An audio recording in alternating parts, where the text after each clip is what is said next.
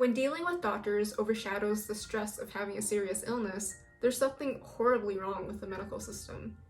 This has been a recurring thought of mine through most of my 20s, but up until my third year of university, my outlook was much different.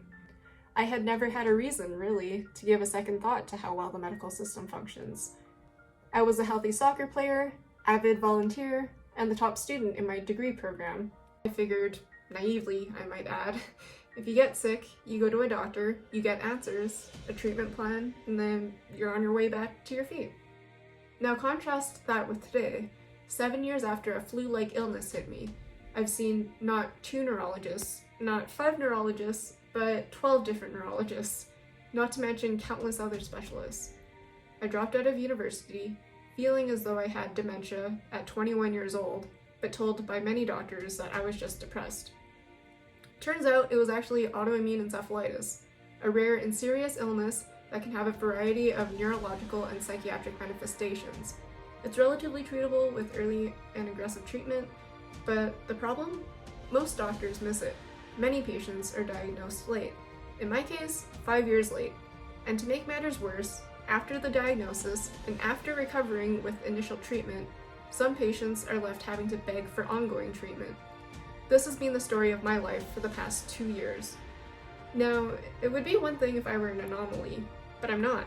As an advocate in the encephalitis community, I hear many unfair stories of dismissal, neglect, and ignorance all the time. And I know that this can be a common story not just of my illness, but of rare disease patients in general. Now that hurts to know. I don't want other people suffering through the same things I have, a lot of which could have been prevented had more of my doctors been willing to listen and been willing to learn.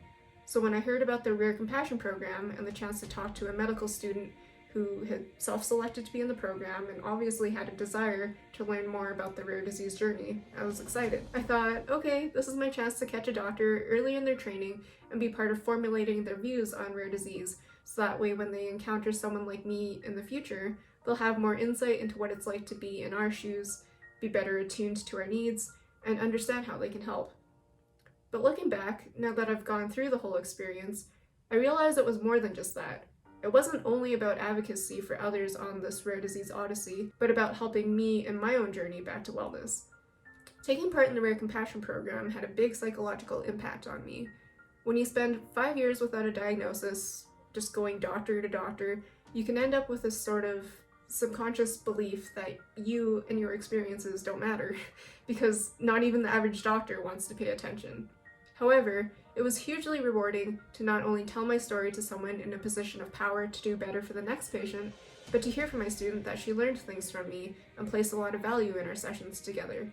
Now, I get that this might sound a bit cheesy, but hearing this from her affirmed to me that actually I do matter, and that the terrible things I've experienced can be reframed so something positive comes from them.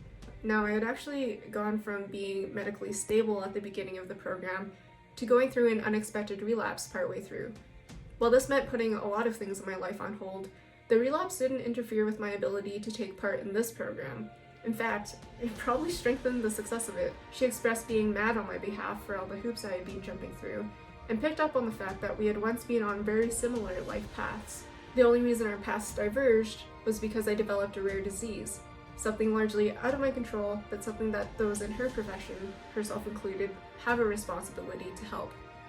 When my student shared that perspective with me, I knew that I had achieved my goal going into this program.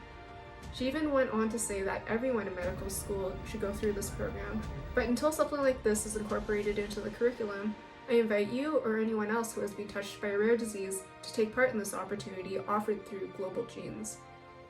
If you have even a faint interest, just do it. You will not only contribute to improving the future of healthcare, but you will also benefit from the emotional healing that takes place on a personal level from sharing your story. It's a win-win from all sides.